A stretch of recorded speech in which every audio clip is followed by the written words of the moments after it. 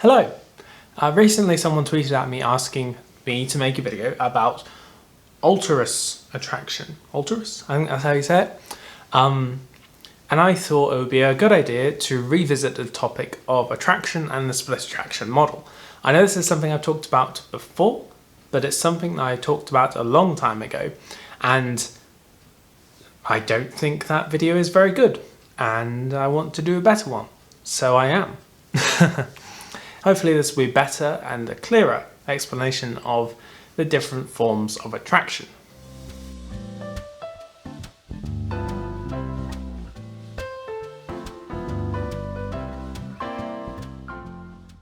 So, a couple of disclaimers before we start. One, I don't fully understand attraction. I am not a psychologist, or a sociologist, or a biologist, or an anthropologist. I don't understand how attraction really works. Whether it's one thing, whether it's one whole thing and people feel it differently, or whether it's separate things and people feel a mix of these separate things, I'm not sure. But the language I'm going to be explaining and using can still be useful for people to understand how they're feeling and process those feelings.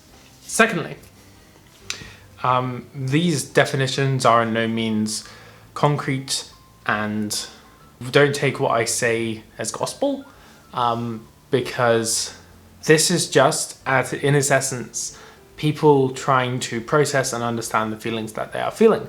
And if it helps them to communicate and to explain their emotions by using this language, then by all means use that language. But if it doesn't, if you'd rather just ignore it completely, then ignore it completely. It's your choice, basically. But without further ado, let's get on with the video. So the first one on the list is probably simultaneously the most well understood and the least well understood in the ace community, and that is sexual attraction. See, sexual attraction is probably something we in the ace community talk about more than most other types of attraction. But since barely any of us feel it, it's a bit difficult to actually understand what it is. The proper definition, the official definition, is sexual attraction is a desire to have partnered sex with one or more other people.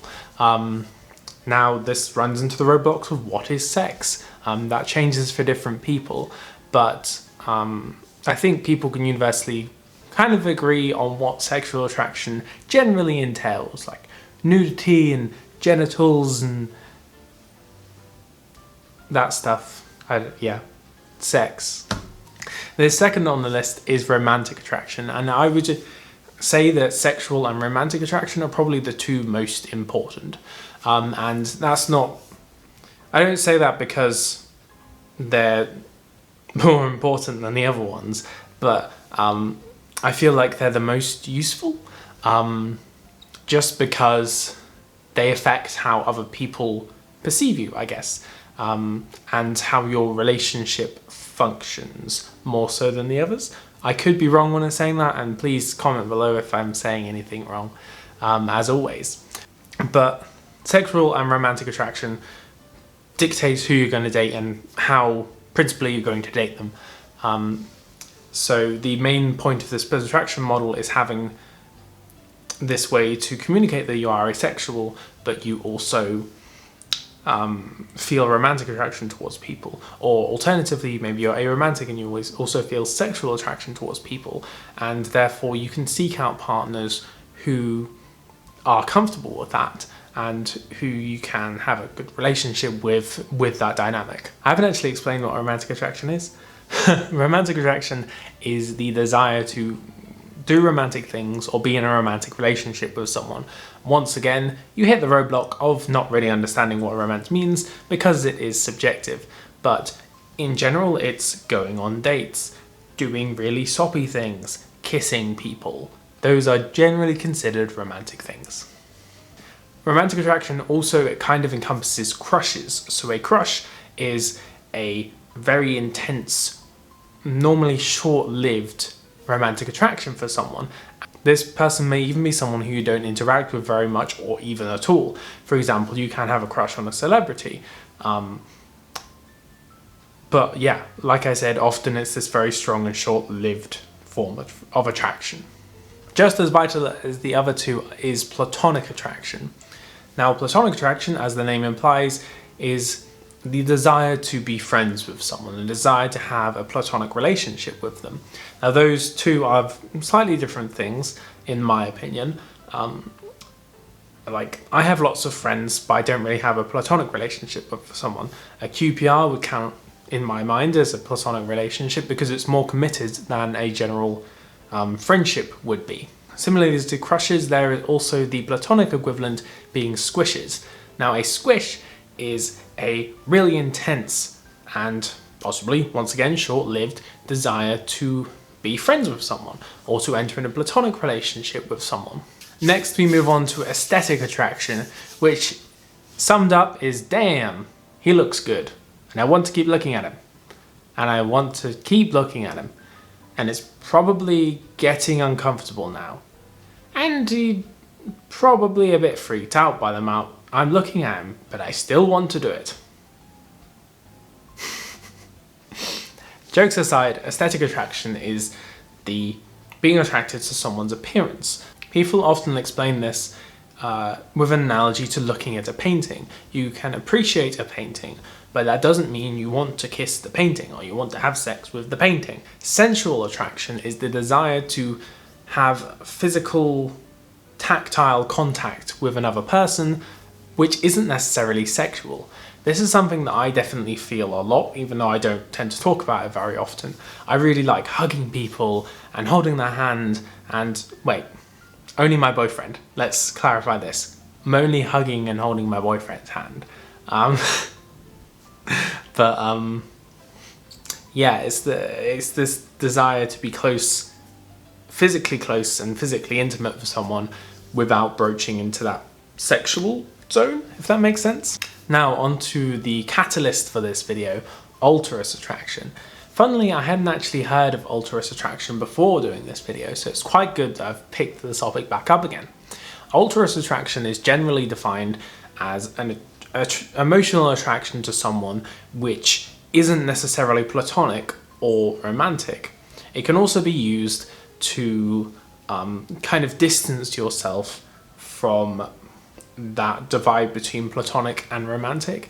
So a lot of people might use it for QPRs because they think that the word platonic doesn't carry as much weight in society as romantic does, because our society is so focused and locked on to romance and romantic relationships being the most important relationships. So using this other word, alterus, can help people feel that they're in a more committed relationship than if they were to describe it as platonic. At least that's how I understand it. If I did misunderstand or I've incorrectly defined it, please do tell me down below, because this is definitely something very new to me. And finally, we have intellectual attraction. Now, intellectual attraction is the attraction towards someone due to their brain. Not literally their brain, because that's just a bit of meat with some electricity going through it, but their thoughts and their ideas and maybe their intelligence and the kind of things they think and talk about. And obviously intellectual attraction forms a big part of a lot of allo people's relationships because they want to be intellectually attracted to someone as well as romantically or sexually attracted to them to date them long term. And those are all the types of attractions I found.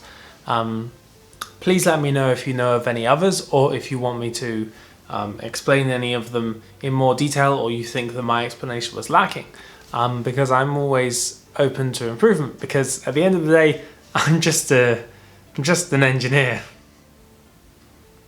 I have no qualifications in talking about sexuality and relationships, but I do it anyway. Yes, and it's worth reiterating that attraction isn't necessarily split like this. You don't have to, if you don't want to, split these up into these categories. You don't have to say I feel a romantic sexual aesthetic and sensual attraction to this person. You could just say I'm attracted to them. But if you find it, on the other hand, if you find it useful to split them up, to explain your feelings better, then feel free to use this language. I personally see language as a tool to communicate and to simplify communication. So don't feel constricted by the language that I'm giving you. I think for a lot of people as well, the categories aren't so distinct. People are just attracted and they can't separate whether it's romantic or sexual, or whether it's sensual or romantic. You know what I mean. I think for some people they're interlocked, for others they feel them separately. It really depends. I think that's all I had to say today. With the current situation that's going on in the world, it took me a while to get around to recording this video because I've been, I don't know, not feeling great emotionally. So I didn't want to record a video when I was feeling down, because then I don't want to make you all feel down as well, if that makes sense. And I don't feel that I talk as well when I am sadder, let's say. So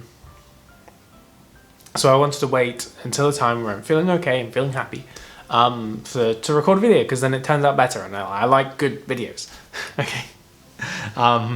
So I'm going to try and stick to my fortnightly schedule, but with everything that's going on, I might just end up missing something, but I will let you know on my Twitter or wherever. I might just post a tiny video saying I can't do this week for whatever reason. I hope you understand, and I hope you're keeping safe and hygienic and away from people, which is normally my life anyway. Yeah, I'm doing fine. I hope you're doing fine. But otherwise, if you enjoyed this video, then please leave a like. I post videos every other Saturday, so if you want to see more, then feel free to subscribe. That is all I had to say today. Have a wonderful day, and I shall see you next time. Hi. Hi. Hi, hi, hi. I am very romantic, as my boyfriend knows.